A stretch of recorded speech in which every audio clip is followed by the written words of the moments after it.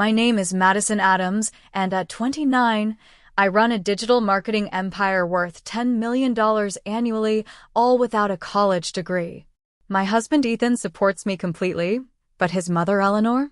She thinks I'm beneath them. Despite my success, I still catch her whispering about my lack of proper education at family gatherings. I've tried everything to win her approval, but nothing's ever enough. Last month at our dinner party, everything finally boiled over. I never expected her to say those words in front of everyone. Before I continue, where are you watching from today? Hit that subscribe button and drop your location in the comments below. I grew up in Dayton, Ohio, where both my parents worked themselves to the bone just to keep food on our table.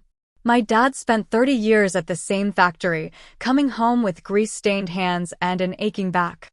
Mom waited tables at 3 different diners, often working double shifts during the holidays.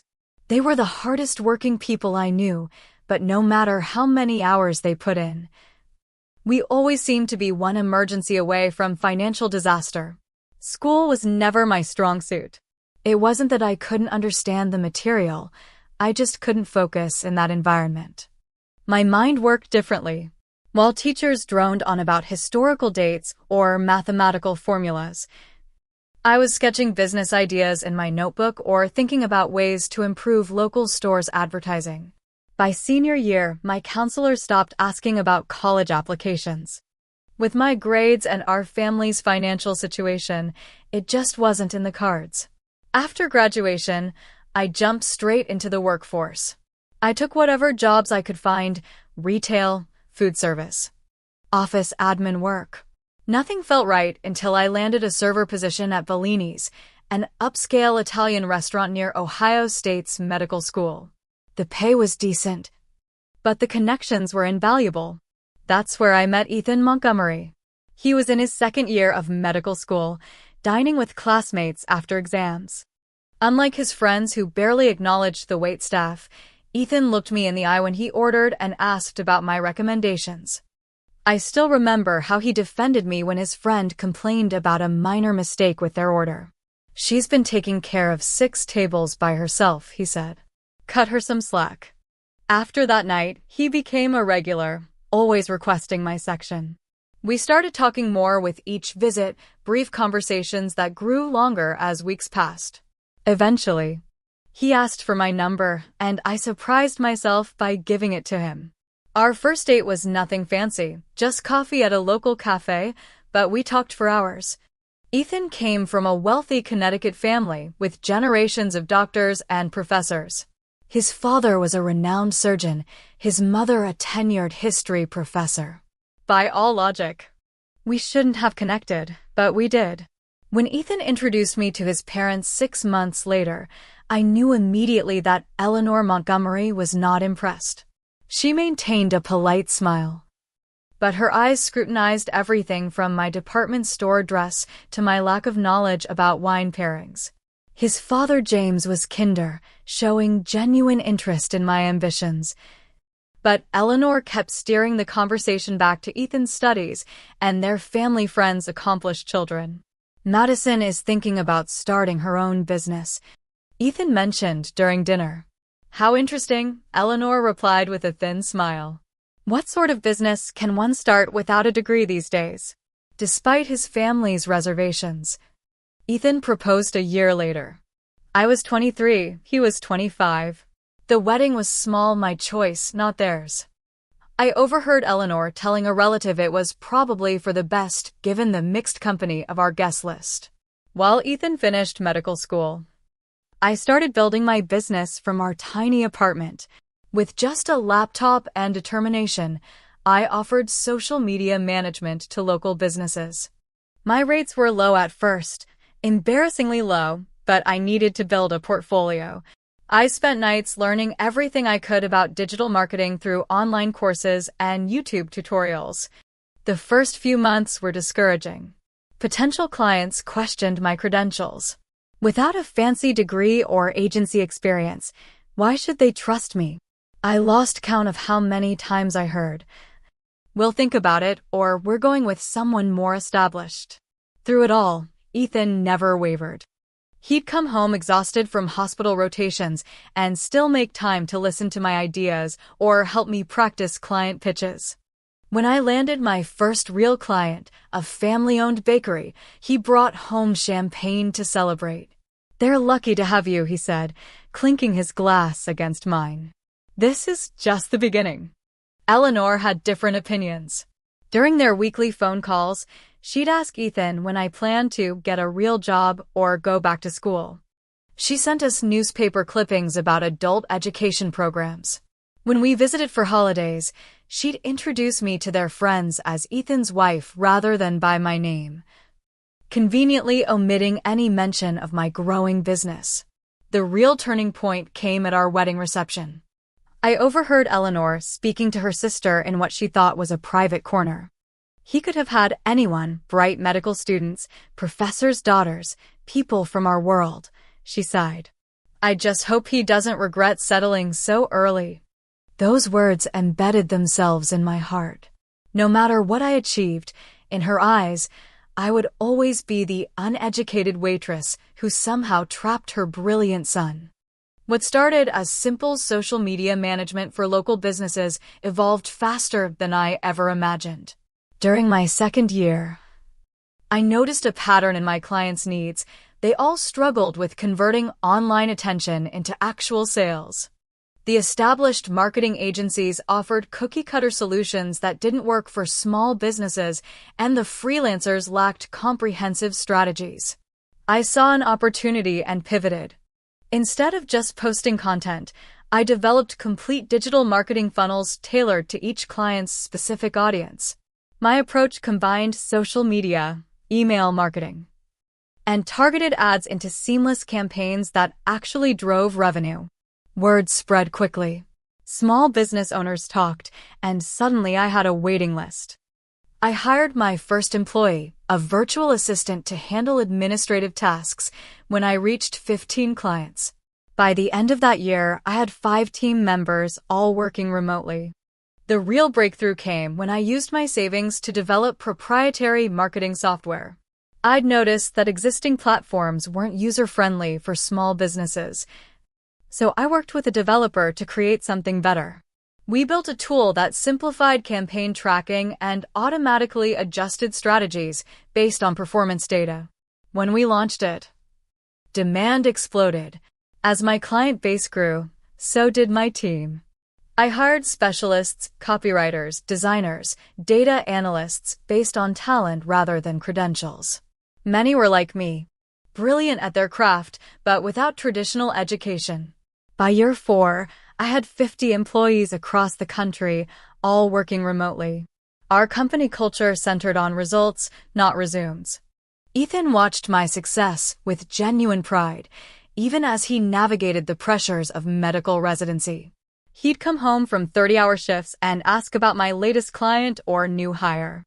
When I tried to downplay achievements, worried about overshadowing his medical career, he'd have none of it. "Mad, what you're building is incredible," he'd insist.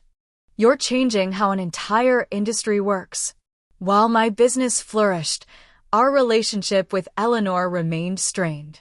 She visited when Ethan started his residency in Seattle, staying for 2 weeks in our modest rental.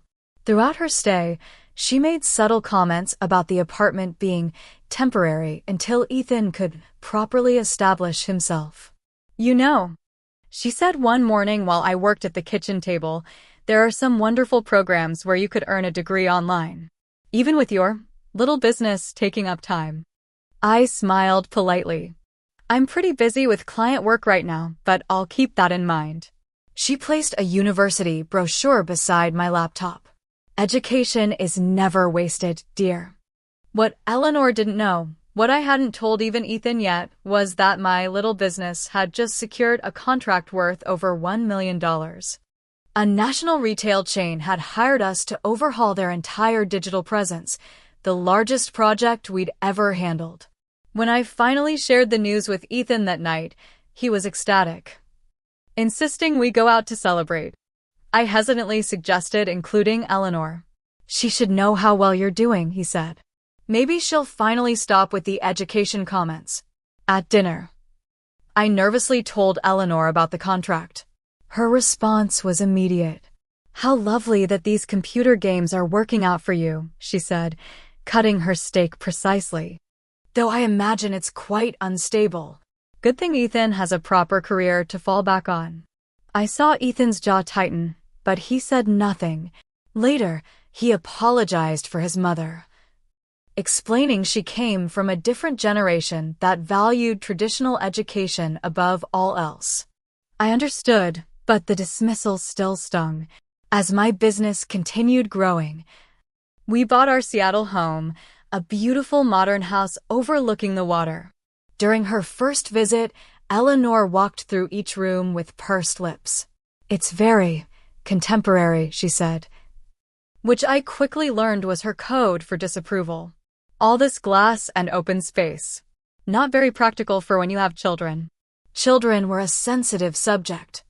Ethan and I wanted them eventually, but we'd agreed to wait until his residency ended. Eleanor brought it up constantly, implying my career was the obstacle. "A woman's most important job is motherhood," she'd say during family calls. "Everything else is secondary." Despite these tensions, I continued trying to win her approval. I sent thoughtful gifts on her birthday and holidays. When she mentioned wanting to visit Europe, I surprised her and Ethan's father with first-class tickets and luxury hotel reservations. I included Eleanor in holiday planning and asked for her family recipes. Nothing changed her perception of me. As my annual revenue approached $5 million, I maintained privacy about my financial success. Only Ethan knew the full extent of our wealth, which now significantly outpaced his residence salary. We made a conscious decision not to flaunt it, especially around family. "It wouldn't change anything," Ethan said when I considered being more transparent with his parents. "Mom would just say you got lucky or that money doesn't equal accomplishment." He was right, of course. During a family reunion, I overheard Eleanor telling cousins that I played on the computer all day while Ethan saved lives. When someone asked directly about my work, she interrupted before I could answer. "Madison helps small businesses with their Facebook pages," she said dismissively. "It keeps her busy while Ethan builds his practice." These moments hurt, but I focused on my growing company and my relationship with Ethan. We were partners in the truest sense, supporting each other's dreams without competition or resentment. When I suggested buying a vacation property in Chicago, a city we both loved, he enthusiastically agreed. "Having a place that's just ours might be nice," he said. I didn't mention that I was also thinking of it as a potential retreat from family tension. Everything changed when Ethan's father died unexpectedly from a heart attack. James had always been the buffer between Eleanor's criticism and me, often steering conversations to neutral territory when tensions rose. Without him, there was nothing to temper Eleanor's disapproval. 2 months after the funeral, Eleanor announced she was selling the Connecticut house and moving to Seattle to be closer to us, her only family left. Ethan was thrilled. I was terrified. "It'll be different once she's here regularly," Ethan assured me. "She'll see how hard you work, how successful you are." I wanted to believe him, for his sake. I tried to be enthusiastic about helping Eleanor find a condo just 15 minutes from our home. I even took time away from work to help her move in and decorate, hoping to build a better relationship through shared activities. For the first few weeks, things seemed promising. Eleanor joined us for Sunday dinners and was genuinely warmer than I'd ever seen her. But as she settled into Seattle life, old patterns reemerged, intensified by her increased presence in our daily lives. She began dropping by our house unannounced, often when Ethan was at the hospital. She'd ring the doorbell during my video calls with clients or team meetings, insisting it was just a quick visit.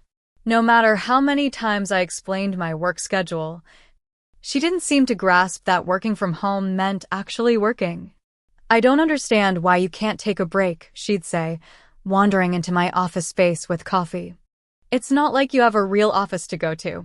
I tried establishing boundaries, setting office hours, and asking her to call before visiting, but she viewed these requests as personal rejections. She'd tell Ethan I was keeping her at arm's length during a difficult time in her life. The situation became increasingly uncomfortable as my business continued growing. We hit $5 million in annual revenue that year, expanding into international markets and launching a second software product. I now had team members across 3 continents and was considering opening a small headquarters in downtown Seattle. During this intensive growth period, Eleanor's interruptions became more disruptive. She'd arrive with grocery bags, insisting on reorganizing my kitchen while I was on important calls. She'd vacuum near my office during presentations. Once, she walked into frame during a video meeting with our biggest client to ask if I wanted turkey or ham on my sandwich. "Your mother-in-law seems very involved," the client commented afterward. What made it worse was Eleanor's continuing dismissal of my career in conversations with others. At a neighborhood barbecue, I overheard her telling our neighbors that she worried about me being home alone all day with nothing but that computer. When family visited from Connecticut, she introduced me with, "This is Madison, Ethan's wife. She does internet things while he's at the hospital." The subtle digs accumulated, creating a constant undercurrent of tension. Ethan noticed, but found himself caught in an impossible position, wanting to defend me without hurting his widowed mother. He'd gently correct her misconceptions about my work, but never directly confronted her behavior. "She's still grieving, mad," he'd explain after particularly difficult interactions. "And she grew up believing a woman's value came from her education and social standing. She doesn't understand what you do." I understood grief. I'd lost my own father years earlier. But grief didn't justify constantly undermining someone's life work. As my business approached the $10 million revenue mark, I made a significant decision. I purchased a luxury apartment in downtown Chicago as our vacation home. The 3-bedroom penthouse had stunning lake views and a dedicated office space where I could work during visits. I didn't explicitly tell Ethan it was also my backup plan for sanity, but I think he suspected. "This place is just for us," I said as we toured it together during a rare weekend away. No extended family, no hospital calls, no interruptions. He squeezed my hand. I love that idea. We didn't tell Eleanor about the Chicago property. There was no reason to. We had no plans to sell our Seattle home or relocate. But having that space, knowing it existed, gave me a sense of peace I hadn't felt since she moved to Seattle. The confrontation that changed everything began brewing when Eleanor suggested hosting a family dinner for Ethan's cousins who were visiting from Boston. Both were Harvard graduates, one a corporate lawyer, the other a neuroscientist, with equally accomplished spouses.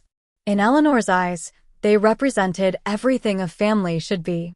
"Let's have them over to our house," I offered, wanting to be accommodating. "I'll handle everything." Eleanor seemed pleased with my enthusiasm, but added, "I'll help, of course. These are important people and everything should be perfect." I spent days planning the menu, cleaning the house, and arranging my work schedule to ensure I could be fully present. The morning of the dinner, I wrapped up critical meetings by noon, then started preparing the elaborate meal I'd planned. Eleanor arrived 3 hours early, immediately critiquing my preparations. "Oh, you're using those plates? I thought we'd use the formal china." She rearranged my carefully set table. "And these napkins are too casual for William and Rebecca. They're used to proper dining." I bit my tongue and adjusted. Throughout the afternoon, she reorganized my kitchen, changed my menu, and questioned every decision from the wine selection to the background music. By the time guests arrived, I was already emotionally exhausted. Ethan's cousins and their spouses were polite but reserved. Conversation during appetizers centered on their children's private school accomplishments and recent vacations to exclusive resorts. I tried engaging, asking questions and showing interest in their lives. While serving the main course, my phone buzzed with an email notification. I ignored it. But the buzzing continued, our system's way of flagging urgent messages. Eleanor noticed, shooting me a disapproving look across the table. Is something more important than our family dinner? Madison, she asked sweetly. Not at all, I replied, silencing the phone. Just work notifications. What exactly is it that you do again? William's wife asked, seemingly genuinely interested. Before I could answer, Eleanor jumped in. Madison helps small businesses with their social media, like posting pictures of products on Facebook. Right, dear? I took a breath. Actually, I run a digital marketing agency with 50 employees across 3 continents. We develop proprietary software and marketing strategies for businesses ranging from local shops to international retailers. The table fell momentarily silent. That sounds fascinating, Rebecca's husband said. Is that something you studied in college? Eleanor laughed before I could respond. Madison didn't go to college. She's more of a self-taught type. The way she said self-taught made it sound like a character flaw rather than an achievement. The conversation quickly shifted to the importance of formal education, with Eleanor leading the charge. I've always believed that higher education shapes not just one's career, but one's character, she said pointedly. Don't you agree, William? As they launched into a discussion about prestigious universities and the doors they opened, I felt increasingly invisible at my own dinner table. Ethan tried steering the conversation toward more inclusive topics, but Eleanor expertly pulled it back to academic accomplishments. Midway through dessert, Ethan's phone rang, an emergency at the hospital. He apologized profusely, explaining he needed to go in for a critical patient situation. I'm so sorry, he whispered to me before leaving. I'll be back as soon as I can. With Ethan gone, Eleanor seemed emboldened. As I cleared dessert plates, my phone buzzed again, repeatedly. Given the pattern of notifications, I knew something significant was happening with our largest client account. Excuse me for just one moment, I said politely, stepping into the hallway to quickly check the message. It was from my operations director. Urgent. Server crash affecting all client dashboards. Need immediate authorization for emergency protocol. This was serious. Our clients' marketing campaigns and data were at risk. I quickly typed a response authorizing the necessary actions and emergency team deployment. The entire exchange took less than 2 minutes. When I returned, Eleanor was staring at me with barely concealed contempt. In my day, she announced to the table.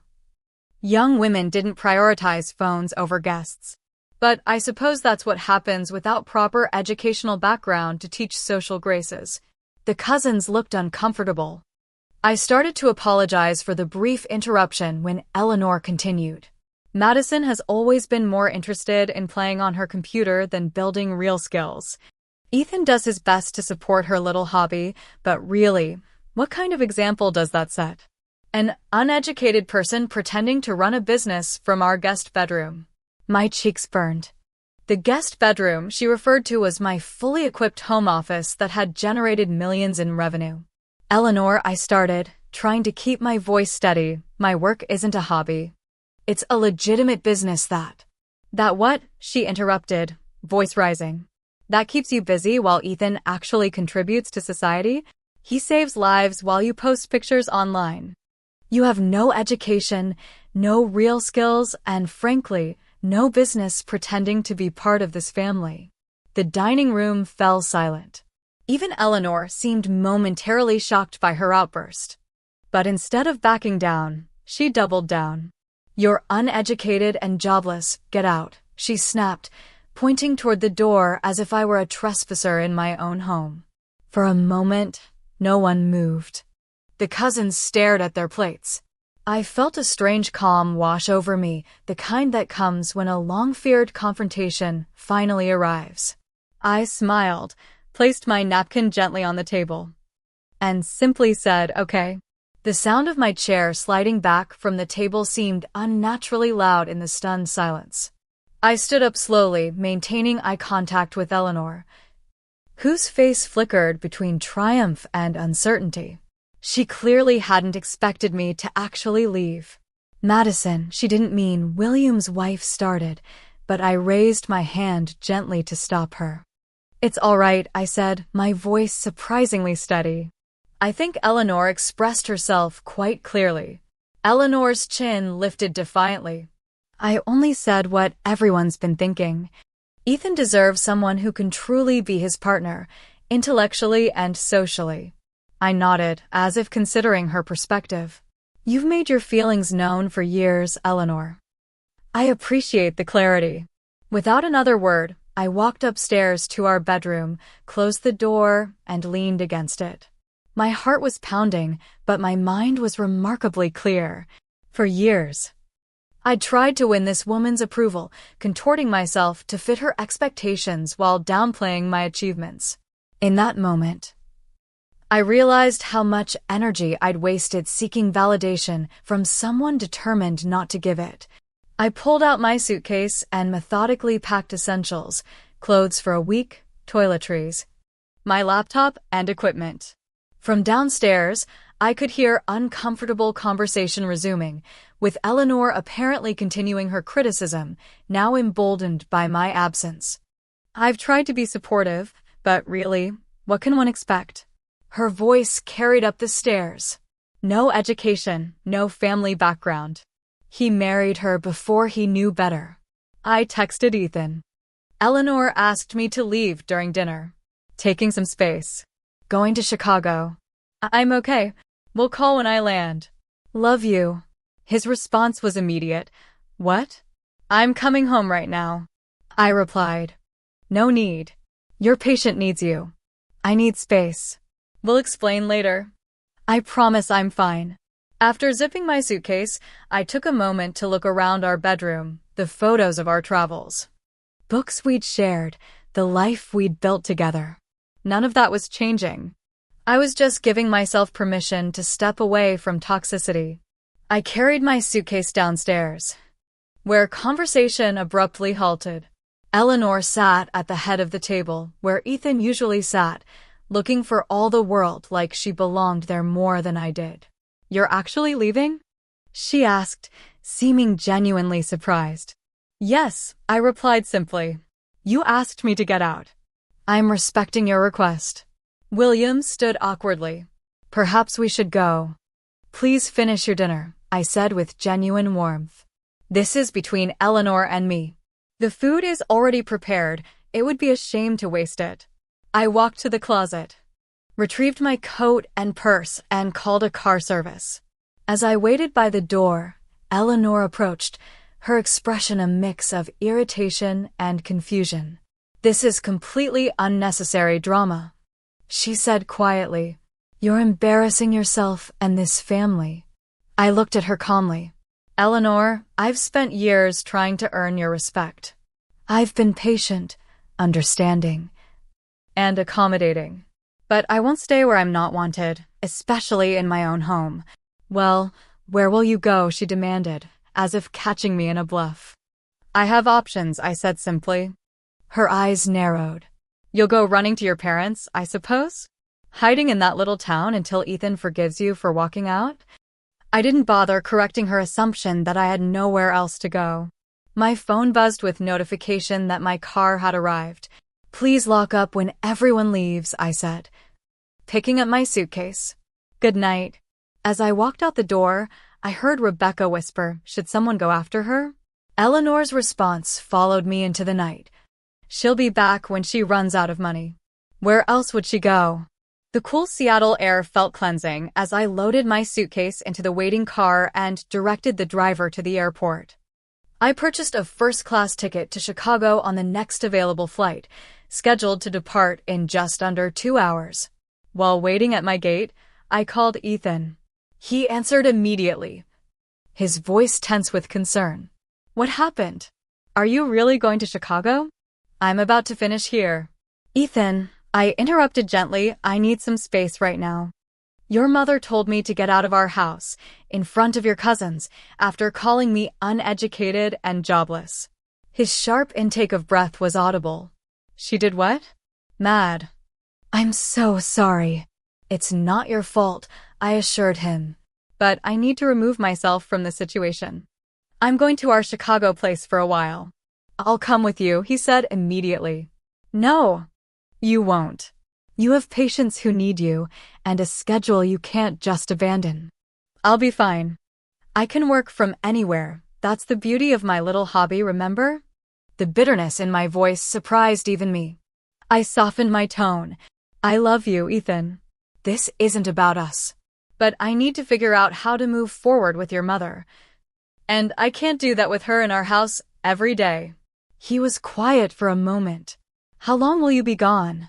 I don't know, I answered honestly. I need time. I'll talk to her.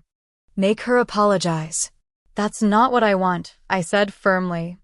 I don't want a forced apology. I want genuine respect, or at least civil treatment. If she can't give that, then we need stronger boundaries. We talked until my boarding call, with Ethan alternating between apologies and assurances that we would figure this out. Neither of us mentioned what we both knew, that this confrontation had been building for years, and there was no easy resolution. On the plane, I reclined in my seat and closed my eyes, exhaustion finally catching up with me. For the first time in years, I wasn't thinking about how to please Eleanor or minimize her criticism. I was thinking about myself, my business, and what I actually wanted from life. It felt surprisingly like freedom. Landing in Chicago at 2 a.m., I felt a strange mix of exhaustion and exhilaration. The city lights glittered as my taxi drove toward our lakefront building, a property Eleanor didn't even know existed. The doorman recognized me immediately, welcoming me despite the late hour. Inside our apartment, I dropped my suitcase and stood in the darkness, taking in the city view through floor-to-ceiling windows. This space was mine, ours, unsullied by judgment or criticism. I hadn't realized how much tension I'd been carrying until I felt it dissolve from my shoulders. After a few hours of restless sleep, I woke with the dawn and immediately set up my workstation in the dedicated office. My team was accustomed to my remote work. No one would question my Chicago location. By 7 a.m., I was responding to emails, reviewing the server crisis resolution, and joining my regular morning video call with directors. Everything all right? You're not usually at this background. My operations director noted. Just working from our Chicago place for a while, I replied casually. How's the server situation?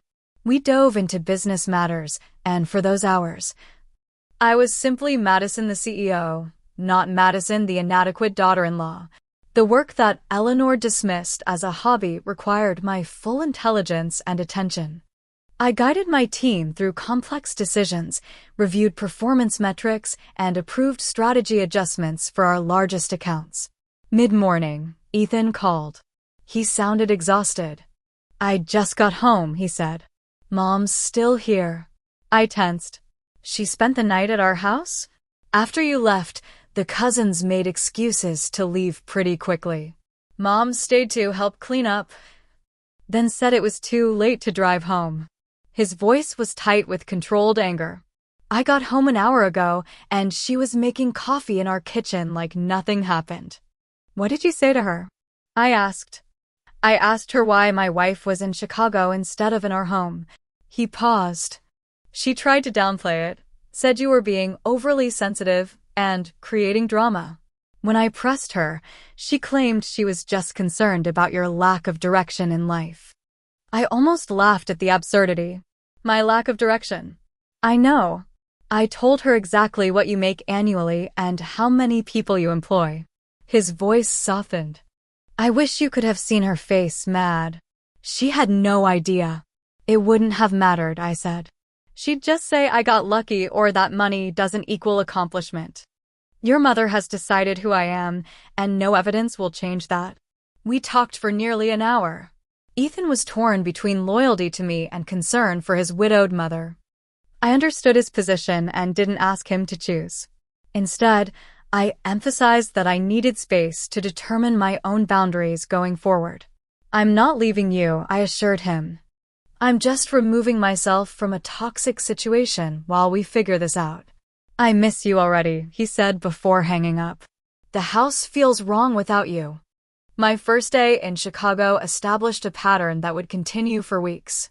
I worked normal business hours, took walks along the lakefront, ordered delivery from restaurants we'd discovered during previous visits, and video called with Ethan every evening. I also used the time to reflect on what I wanted from my relationship with Eleanor moving forward. Professionally, my temporary relocation coincided with unprecedented growth. Without daily interruptions and family tension, I focused completely on scaling operations. We landed 3 major new clients, bringing our projected annual revenue to $12 million. I hired 10 new team members and began serious planning for a formal headquarters in Seattle. Eleanor, meanwhile, had apparently expected me to come crawling back after a day or two. According to Ethan, she'd been shocked when I didn't return, and even more shocked when he confirmed I was running my business successfully from Chicago. She keeps asking when you're coming home. Like she's waiting for you to apologize, he reported during our calls. I've told her repeatedly that she's the one who needs to make amends. And? I prompted. She says she has nothing to apologize for, that she was just being honest about her concerns. This didn't surprise me. Throughout our calls, Ethan grew increasingly frustrated with his mother's refusal to acknowledge the harm she'd caused. One evening, 3 weeks into my Chicago stay, he reached his breaking point. I told her today that she's not welcome in our house until she genuinely apologizes to you, he said, his voice resolute. She started crying, saying I was choosing you over my own mother. Ethan, you don't have to. Yes, I do, he interrupted. She crossed a line, mad. She disrespected my wife in our home, in front of family. I won't tolerate it. His support meant everything, but I worried about the strain this was putting on him. He was working long hospital shifts while navigating family drama without me there as a buffer. He sounded tired in every call. Why don't you come to Chicago this weekend? I suggested. You have 3 days off, right? We could use some time together. The excitement in his voice was immediate. I'll book a flight tonight. Having Ethan in Chicago transformed the apartment from a refuge to a home. We spent a glorious weekend exploring the city, enjoying restaurants, and reconnecting without Eleanor's shadow between us. On Sunday morning, over coffee on our balcony, we had our first real conversation about the future. I can't go back to how things were. I admitted. I can't have her dropping by unannounced, interrupting my work, criticizing my choices. Ethan nodded. I know. I've been thinking about this a lot. What if we set up your official headquarters sooner than planned? You'd have a separate workspace away from the house. That might help, I agreed. But it doesn't address the fundamental issue. Your mother doesn't respect me or what I do. That won't change just because I work elsewhere. Then we establish clear boundaries, he said firmly. She calls before visiting. She respects your work hours. No more comments about your education or career. And if she can't abide by those rules, she doesn't come over. I squeezed his hand. Grateful for his understanding, but realistic about the challenges ahead. She'll test those boundaries at every opportunity. Then I'll reinforce them, he promised. You're my wife, Mad. My partner. Anyone who can't respect you can't be part of our daily lives, even my mother. When Ethan returned to Seattle, Eleanor was waiting for him, literally sitting in our driveway when he arrived from the airport. According to his call that night, she'd brought dinner and expected to discuss when I would stop this foolishness and come home. Instead, Ethan had laid out our new boundaries clearly and without compromise. Eleanor had responded with tears, accusations of betrayal, and finally, cold anger. Fine, she'd said, according to Ethan. If that's how she wants things, so be it. But don't expect me to pretend we're one big happy family. That's exactly what I've been asking you to stop pretending, Ethan had replied. A month into my Chicago stay, I received an unexpected email from Business Insider requesting an interview for their Self-Made Women in Tech series. They'd heard about our company's innovative approach and rapid growth. After consulting with our PR team, I agreed. The resulting article, published 6 weeks after I left Seattle, featured a professional photograph of me in our Chicago office and a detailed profile of my journey from high school graduate to multimillionaire CEO. The piece highlighted our company's revenue, employee count, and industry impact, with particular emphasis on my non-traditional path to success. Madison Adams has built a $10 million digital marketing empire without a college degree. The headline proclaimed.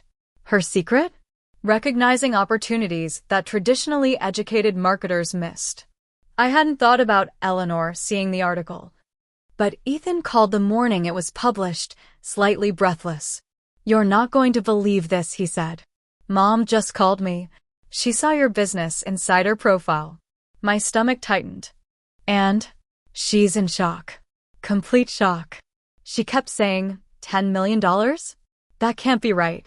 When I confirmed it was accurate, she got very quiet. I waited for the criticism, that I was exaggerating, that the journalist had misunderstood, that money wasn't everything. Instead, Ethan continued with a note of satisfaction in his voice. "She asked if you'd really built all that without a degree. When I said yes, she didn't know what to say. I think this is the first time she's had to confront her misconceptions about you head-on."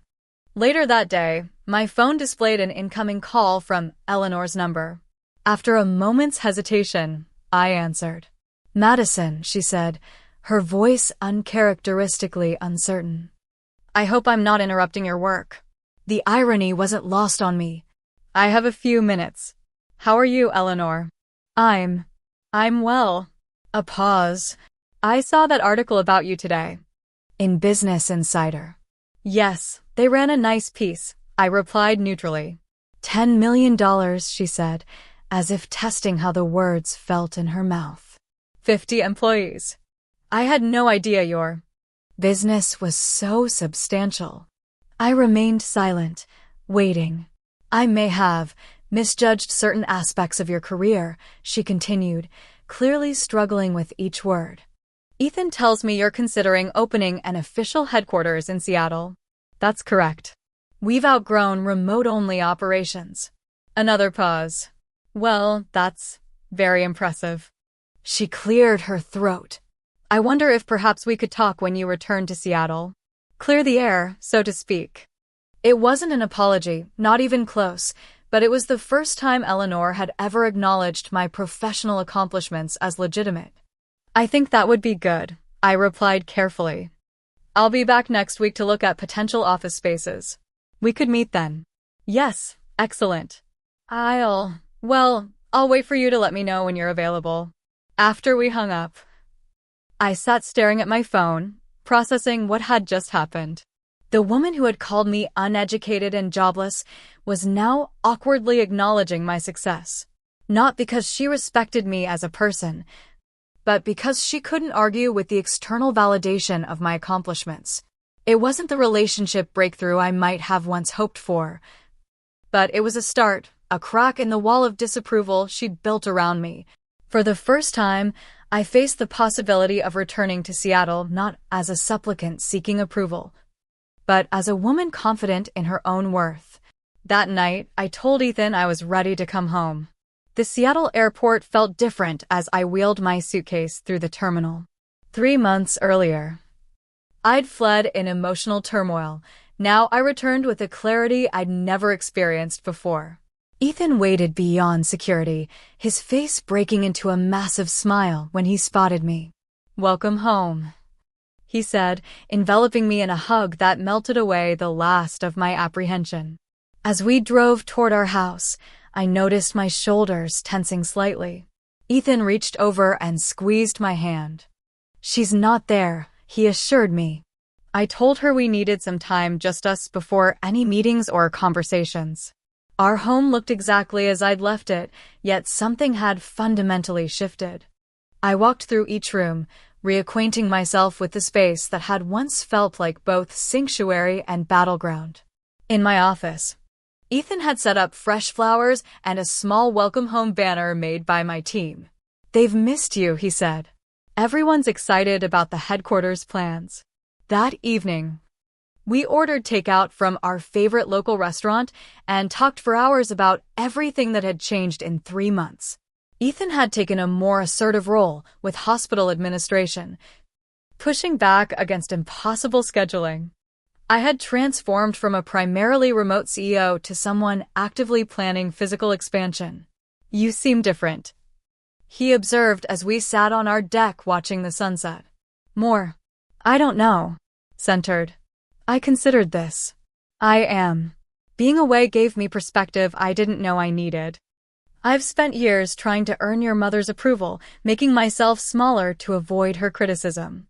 In Chicago, I remembered who I actually am." "And who is that?" he asked, smiling. "A woman who built something valuable from nothing.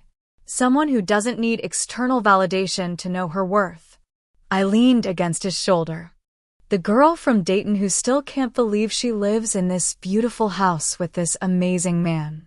The next morning, I met with commercial real estate agents to tour potential office spaces.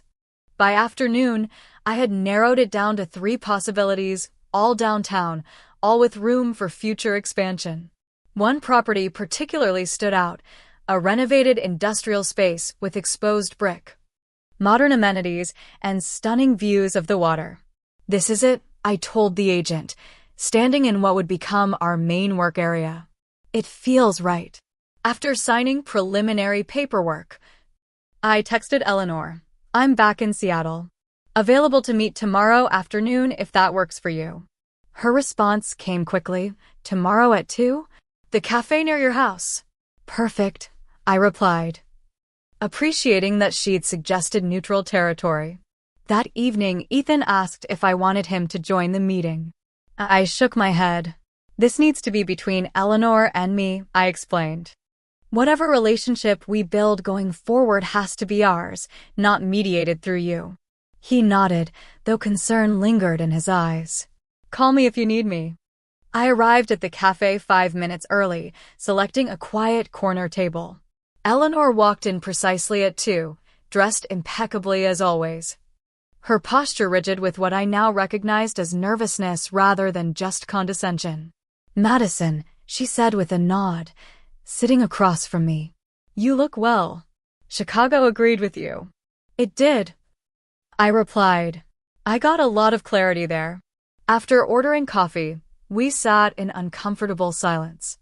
Eleanor fiddled with her napkin, an uncharacteristic show of uncertainty from a woman who always seemed so sure of herself. "Ethan tells me you've found an office space," she finally said. "Yes. A beautiful building downtown. We'll move operations there next month." She nodded. That's wonderful." Another pause. "Madison, I've been thinking a lot about our situation." I waited, giving her space to continue. I said things that night that were. She searched for the right word. Inappropriate. Unkind. It wasn't exactly, "I'm sorry," but it was the closest I'd ever heard Eleanor come to acknowledging wrongdoing. "Yes, you did," I agreed simply. She looked slightly taken aback by my directness. "I didn't have an accurate understanding of your business. I made assumptions based on..." She trailed off. "Based on my lack of college education," I finished for her. She had the grace to look embarrassed. "Yes. In my world, in academia, credentials matter. They're how we measure competence and potential." She straightened her shoulders. "But I'm beginning to understand there are different paths to success." I sipped my coffee, considering my response carefully. "Eleanor, I don't need you to approve of my career choices or educational background. What I do need, if we're going to have any relationship moving forward, is basic respect." "Of course I respect." "No," I interrupted gently but firmly. "You've shown contempt for my work, my choices, and my place in Ethan's life since the day we met. That needs to change if we're going to move forward." Color rose in her cheeks. For a moment, I thought she might revert to defensiveness. Instead, she took a deep breath. "You're right," she said, surprising us both. "I haven't been respectful. And that was wrong of me." She looked directly at me, perhaps for the first time. "I don't want to lose my relationship with my son, and since you are clearly a permanent part of his life, I need to adjust my perspective." It wasn't the warm reconciliation some might have hoped for, but it was honest. Eleanor wasn't suddenly going to become my biggest cheerleader, but she was acknowledging reality, both of my success and of my place in Ethan's life. "I appreciate that," I said, "and I'm willing to start fresh if you are." We spent another hour talking more openly than we ever had before. I learned about her own struggles in academia as one of few female professors in her department decades earlier. She asked thoughtful questions about my business model and software development. We weren't suddenly friends, but we were finding a way toward peaceful coexistence. As we prepared to leave, she hesitated, then asked, "Would you and Ethan like to come for dinner next weekend? I promise not to reorganize your career or life choices." The small attempt at humor, so unlike Eleanor, made me smile. "We'd like that." That night, I told Ethan about our conversation. "It's a beginning," I said. "Not a miracle transformation, but a start." He pulled me close. "That's all I ever hoped for. Thank you for giving her another chance." "I'm not doing it just for her," I clarified. "I'm doing it for us and for me." Holding on to resentment takes energy I'd rather put elsewhere. The following weeks brought significant changes. We signed the lease on our new headquarters, and I threw myself into designing a workspace that reflected our company culture. Ethan became more assertive about his hospital schedule, ensuring we had regular time together. And true to her word, Eleanor maintained a respectful distance, calling before visits and showing genuine interest in our lives. During dinner at her condo, she surprised me by asking about our hiring practices. "Ethan mentioned you employ several people without college degrees," she said. "How do you evaluate candidates without traditional credentials?" Instead of hearing judgment in her question, I recognized genuine curiosity. I explained our skills-based assessment process and portfolio reviews. "Traditional education works wonderfully for many people," I said. "Ethan thrived in that environment. But others learn differently or lack access to those opportunities. Their talents shouldn't be wasted because they took a different path." Eleanor considered this thoughtfully. "In my 40 years of teaching, I've encountered brilliant minds who struggled in classroom settings," she admitted. "Perhaps our educational system isn't as comprehensive as we academics like to believe." Coming from Eleanor, this was revolutionary thinking. 3 months after my return to Seattle, we officially opened our company headquarters with a ribbon-cutting ceremony. My parents flew in from Ohio, bursting with pride as they toured the space.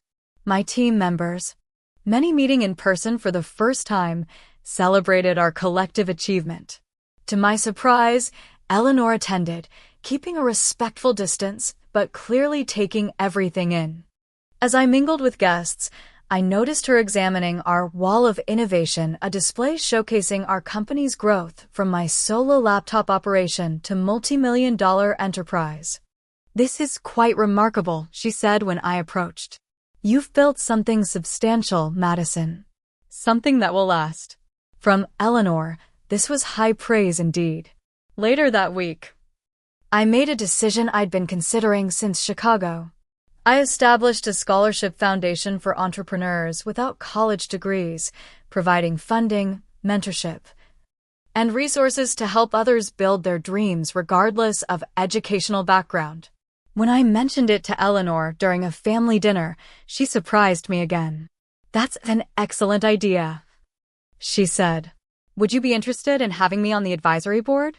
I might offer a useful academic perspective and—" She hesitated. "I'd like to be part of something meaningful with you." Ethan nearly dropped his fork in shock. I smiled, recognizing the significance of her offer. "I think that would be valuable," I replied. "Different perspectives make for stronger organizations." It wasn't a fairy tale transformation. Eleanor still occasionally made comments that set my teeth on edge. We still came from fundamentally different worlds with different values.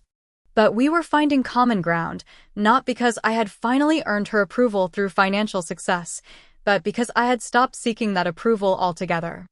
My worth wasn't determined by her assessment or anyone else's. It came from within, from the business I'd built, the relationships I'd nurtured, and the confidence I'd found by walking away when necessary. Sometimes the strongest response to dismissal isn't argument or anger. Sometimes it's simply leaving, focusing on your own growth, and returning on your own terms. 1 year later, our lives had transformed in ways I never could have predicted. Our company exceeded $15 million in annual revenue, with offices in Seattle and Chicago. Ethan had completed his residency and accepted a position at a prestigious hospital with a schedule that allowed genuine work-life balance. We'd purchased a new home farther from the city, a beautiful property with separate spaces for both of us to pursue our passions. Eleanor remained in our lives, but with boundaries that everyone respected. Our relationship had evolved into something I might cautiously call friendship, not the close bond some daughters-in-law enjoy with their husbands' mothers, but a relationship based on mutual respect, if not always understanding. The Scholarship Foundation had become my passion project, supporting 15 entrepreneurs in its first year. To my continual surprise, Eleanor had become its most dedicated advocate, leveraging her academic connections to build partnerships with universities interested in alternative education models. "I've been thinking a lot about what success really means," she told me during a foundation meeting. "For decades, I measured it by degrees and publications. Now I'm watching people with completely different paths create extraordinary value in the world." It was perhaps the most significant change in our dynamic, her willingness to reconsider deeply held beliefs rather than simply tolerating my differences. My own journey had been equally transformative. The insecure woman who once downplayed her achievements to avoid criticism had been replaced by someone confident in her own path. I no longer felt the need to justify my choices or seek validation from those who hadn't walked in my shoes. During a rare quiet evening at home, Ethan and I reflected on everything that had changed since that fateful dinner party. "Do you ever think about what would have happened if you hadn't left that night?" he asked. His fingers intertwined with mine. "All the time," I admitted. "I might still be trying to make myself smaller to fit your mother's expectations. Still feeling inadequate despite everything I've built." "I'm sorry I didn't stand up for you sooner," he said, a familiar regret in his voice. "Don't be. We both needed to grow through this, me by finding my own strength, you by establishing boundaries with your family. We're better partners now than we were before." And we were. The experience had strengthened our marriage in unexpected ways. Ethan had found his voice with his family and at work. I had discovered my worth wasn't tied to others' approval. Together, we'd built a relationship where both our dreams had equal weight and support. Perhaps the most profound lesson came during a Scholarship Foundation event where I shared my story with our first class of recipients. Looking out at their faces, bright with potential, some bearing the same insecurity I once carried, I recognized the true value of my journey. Success isn't measured by degrees on your wall or even numbers in your bank account, I told them.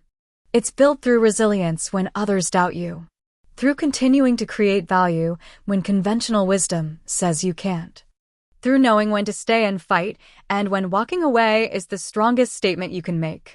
That night, after the event, I received an unexpected email from Eleanor with a simplicity that brought tears to my eyes. "I was wrong about you. Thank you for proving me wrong." It wasn't the validation I had once desperately sought. Instead, it was something more valuable, acknowledgement of growth from someone who had once seemed incapable of changing her perspective. My path had never been conventional.